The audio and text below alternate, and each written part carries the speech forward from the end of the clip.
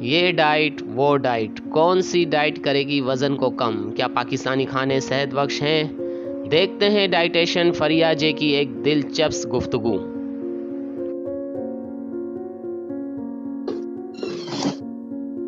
کبھی کبھی لائف کا سب سے بڑا مسئلہ یہ لگتا ہے کہ کیا کھایا جائے، کیونکہ جو چیز پسند آتی ہے وہ فل آف کیلوریز ہوتی ہے۔ آئیے سیلیبریٹی ڈائٹیشین فریہ جے سے پوچھتے ہیں کہ ہمیں کیا کھانا چاہیے۔ تو فریہ، آپ ہمیں بتائیے کہ پاکستانی ڈائٹ میں گڑبڑ کیا ہے؟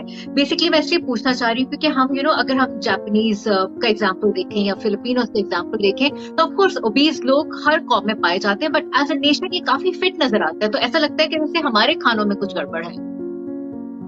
ندا، بہت ہی اچھا سوال کیا۔ ہاں، اور بالکل آپ صحیح کہیں گے، ہمارے کھانوں میں گڑبڑ ہے۔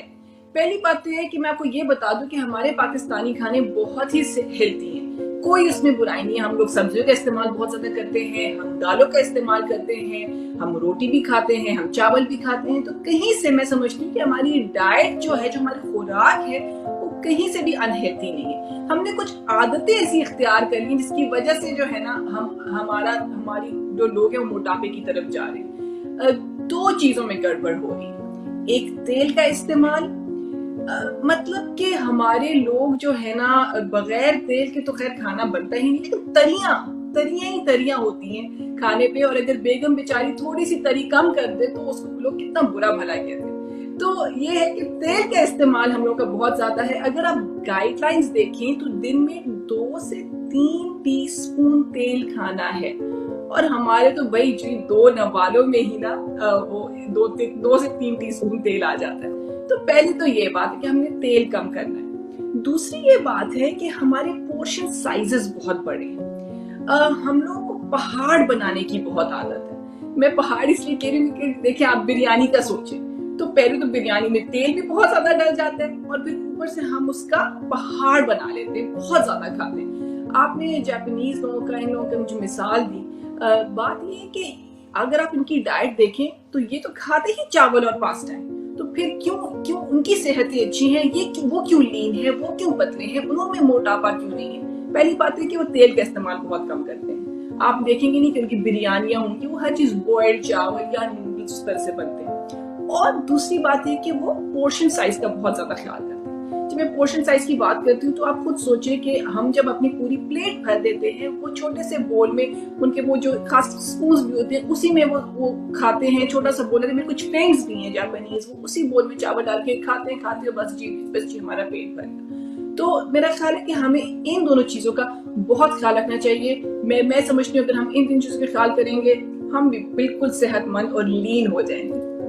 تو آپ کا کہنا ہے کہ کاربس میں مسئلہ نہیں ہے، روٹی چاول از ناٹ دا پرابلم، ان کی کوانٹٹی ہے۔ اچھا، جاپنیز کے تو برتن ہی چھوٹے چھوٹے سے آتے ہیں، ہم کیسے اپنے آپ کو ری ٹرین کریں یا ان لرن کریں جو آج تک ہمیں سکھایا گیا ہے؟ ہمارے کھانے، ہمیں اتنی زیادہ عادت ہو گئی ہے زیادہ تیل کھانے کی کہ ہم بالکل بوائلڈ کھانے نہیں کھا سکتے۔ تو میں یہ انڈرسٹینڈ کرتی ہوں، لیکن میں ہمیشہ یہ کہتی ہوں کہ جیسے اگر آپ 10 ٹیبل سپون اپنی ہانڈی میں ڈال رہے ہیں، آہستہ آہستہ کوشش کریں، ٹرین کریں اپنے ٹیسٹ بڈز کو، عادی کریں۔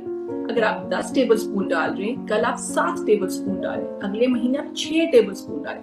آہستہ آہستہ اپنے آپ کو عادی کریں، ایک دم ان فن میں نہیں ہوگا، ٹھیک ہے؟ دوسری بات یہ ہے، جب ہم جاپنیزوں کی بات کر رہے تو میں تھوڑی سی ان کی مثال دینا چاہتی ہوں کہ جب وہ کھانا کھاتے ہیں، ان کا یہ رواج ہے کہ وہ کھانا کھانے سے پہلے ایک بول آف سوپ پیتے ہیں۔ سوپ جب پیتے ہیں تو آپ خود سوچیں، جب آپ ایک سوپ کا بول پیئیں گے، آپ کو پانی تک کا پیٹ بھر جائے گا، اور آپ اس کے بعد کھانے کے پورشنز آپ کے آٹومیٹکلی کم ہو جائیں گے۔ تو میں اپنے لوگوں سے جب بات کرتی ہوں، میں ان سے بھی کہتی ہوں کہ آپ لوگ بھی کسی قسم کا سوپ یا کوئی ایک گلاس پانی پی لیں تاکہ آپ کے پورشنز کم ہو جائیں۔ ایک اور کام کر سکتے ہیں جو کہ اٹس ناٹ اباؤٹ جاپنیز، اپنے میں سوچیں کہ آپ سبزی کا استعمال زیادہ شروع کر دیں۔ میں سبزی پہ بہت زیادہ میرا فوکس ہوتا ہے، بیکاز سبزی کا یہ ہوتا ہے وہ ہائی ان فائبر ہوتا ہے اور لو ان کیلوریز ہوتا ہے۔ تو ہر کھانے میں اگر آپ کی فیوریٹ بریانی بھی بنی ہے تو آپ پھر بھی جو ہے نا آدھا پلیٹ سبزی کھائیں۔ یہ ایک عادت بنانی پڑے گی آہستہ آہستہ۔ میں ایک بات بتاؤں ندا آپ کو، ہمارے لیے مشکل ہوگا، ہم شروع سے اپنے بچوں کو بھی یہی بتاتے ہیں، یہی کھلاتے ہیں۔ اگر ہم اپنے بچوں کو شروع سے کم تیل میں کھانا بنائے، شروع سے ان پلیٹ میں سبزی ڈالے، تو وہ ٹرین ہو جائیں گے، پھر جب کل کو وہ بڑے ہوں گے تو یہ ان کی عادت ہو جائے گی۔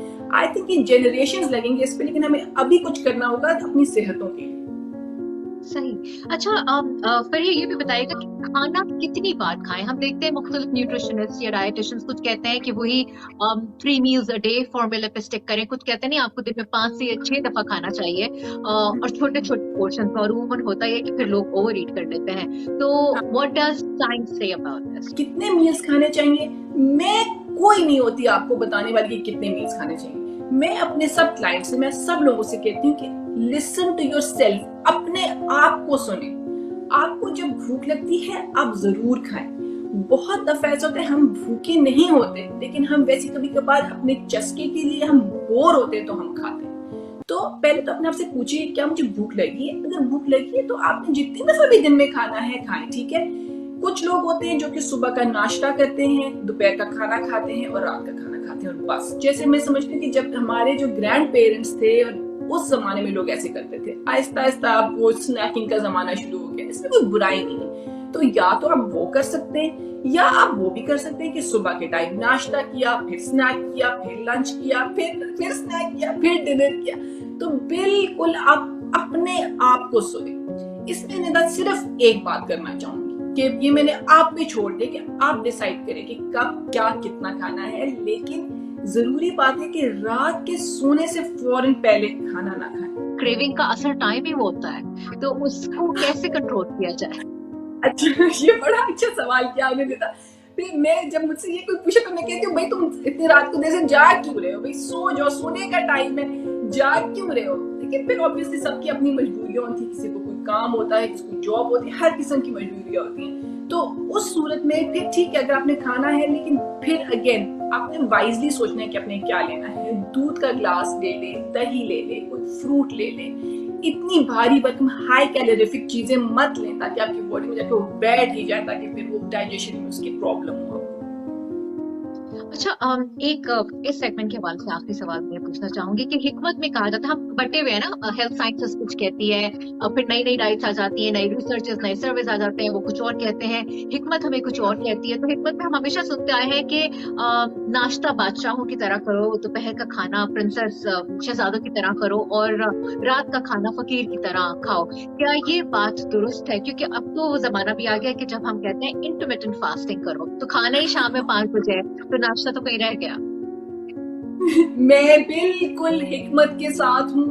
جو وہ کہہ رہے ہیں، جب ہمارے جو بڑے بوڑھے بزرگ جو باتیں کر رہے تھے، جو حکمت کی باتیں ہیں، وہ بالکل صحیح ہے. اب وہ سائنس میں بھی پروف ہو رہی ہے. ٹھیک ہے. تو بالکل صبح کا ناشتہ ضرور کرنا چاہیے. وہ کہتے ہیں نا کہ بادشاہ کی طرح، کیونکہ آپ جو ہے نا بریکفاسٹ کا کیا مطلب ہے؟ آپ اپنا فاسٹ توڑ رہے ہیں. اتنے گھنٹے آپ کا پیٹ خالی رہا ہے تو آپ نے اپنی باڈی کو نرش کرنا ہے دوبارہ، کیونکہ آپ نے اپنی باڈی کو ریڈی کرنا ہے. پورا سارا دن پڑا ہے، کام کرنے آپ نے، تو آپ نے اپنی باڈی کو نیوٹرینٹس دینے ہیں، آپ نے اپنی باڈی کو انرجی دینی ہے. تو اسی لیے وہ کہتے ہیں کہ بادشاہوں کی طرح پہ اپنا ناشتہ کرو تاکہ you can get through the day.